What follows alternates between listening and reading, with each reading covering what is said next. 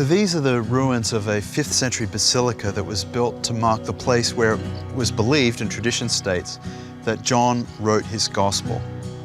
At the top of this hill, with a 360-degree view of the surroundings, including the city of Ephesus, where John had such an active ministry.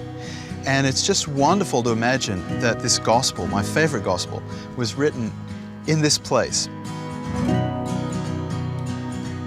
It reminds me of what an artist John is.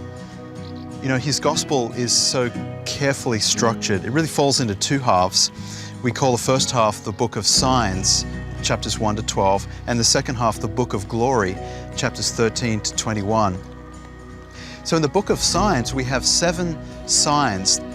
Each sign is designed to point to something very specific about who Jesus is. And these signs culminate with the resurrection of Lazarus.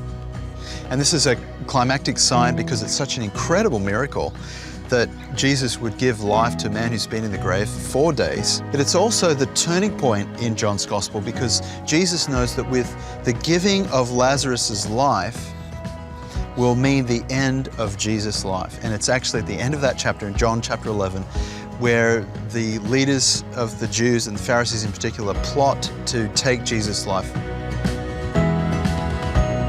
Now that segues into the second half of the book, which we call the book of glory.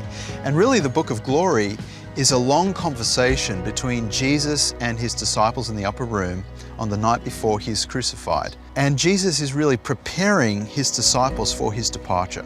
He's going to die, he's going to be resurrected, but then he's going to leave them and ascend to heaven. And he promises them the gift of the Holy Spirit, who will be the counselor, who will instruct them in everything else that Jesus has to teach them. Then we come to chapter 19, where he is put to death, crucifixion. He is the Lamb of God whose blood takes away the sin of the world.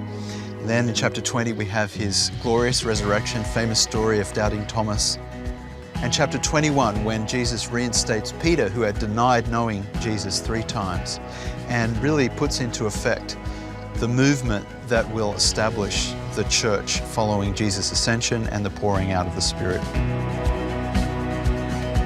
So I just love John's Gospel. I love the way it's crafted, the way it's cleverly put together. We see that John is an artist. His Gospel is beautiful. It focuses on Jesus as the Lord of glory, and it's really fun to imagine all of that being written down right here.